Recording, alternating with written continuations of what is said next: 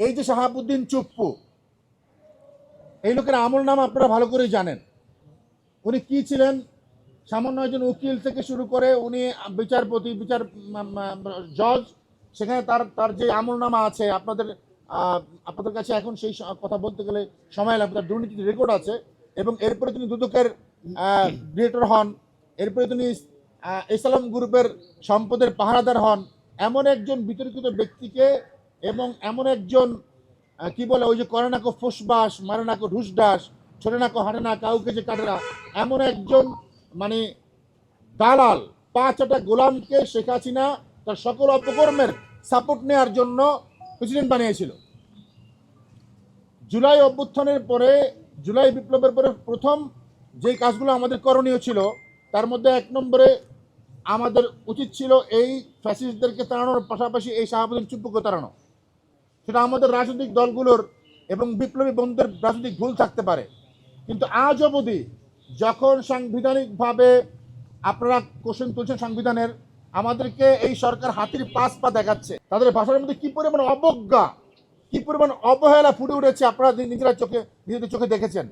মানে হলেও হতে পারে, এই হতে হবে, সেই হতে হবে, আগে প্রস্তাব আসতে হবে, সদস্যদের মানে সম্মতি আসতে হবে, তারপর হলেও হতে পারে, এমনভাবে কথা বলছেন। আরেকজন যিনি বর্তমানে স্পিকার হয়েছেন জাতীয় সংসদের, তিনি বলেছেন এই গণভোটের কোনো ভ্যালুই নাই। এইভাবে অবজ্ঞা করে আমাদের এই জুলাই সনদের বাস্তবায়ন নিয়ে তারা তাল বাহানা করছেন।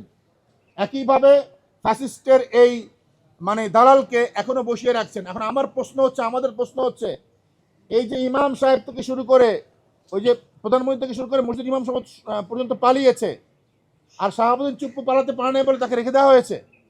তাহলে তো মনে হচ্ছে 5ই আগস্টে যদি আমাদের বাংলাদেশের কোনো ফ্যাসিস্ট না পালাতো, তাহলে এই সরকার এবং এই সরকারের পদলেহনকারীরা এই সকল কি তাদের সব পদে বহাল রাখতেন এবং এই ফ্যাসিস্টদেরকে পদলেহন করতেন।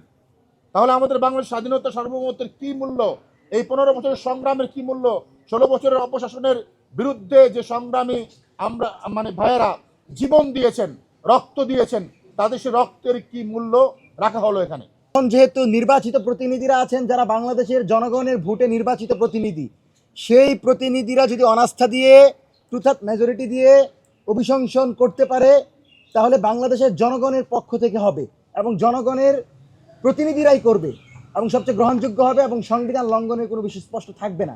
সে জায়গা থেকে আমরা অপেক্ষায় ছিলাম যে যখন নির্বাচিত প্রতিনিধিরা আসবে, তারা সংসদের যে সকল সংসদ সদস্য তাদের মতামতের ভিত্তিতে ইমপিচমেন্ট করবে এবং এই রাষ্ট্রপতিকে অপসারণ করে নতুন বাংলাদেশের নির্বাচিত নতুন রাষ্ট্রপতি নিয়োগ দিবে। সেজন্য আমরা পূর্বে এটা নিয়ে কোনো ধরনের আপত্তি করি নাই, কিন্তু আমরা ফ্যাসিস্টের এলিমেন্ট হিসাবে তার বিরুদ্ধে বলে গেছি। জুলাইয়ের পর থেকে বলেছি, আমরা আমাদের জায়গা থেকে চেষ্টা করেছি, কিন্তু সেই সময় সংবিধানের কারণে পারা যায় নাই। এখন যেহেতু আমাদের প্রতিনিধি নির্বাচিত হয়েছে, জনগণের প্রতিনিধি এসেছে, জনগণের সংসদ এসেছে, সে জায়গা থেকে এখনই উত্তম সময় তাকে অপসারণ করা, নাহলে বাংলাদেশ বিরোধী যে কোনো ষড়যন্ত্রে লিপ্ত হতে পারে এই চুপ।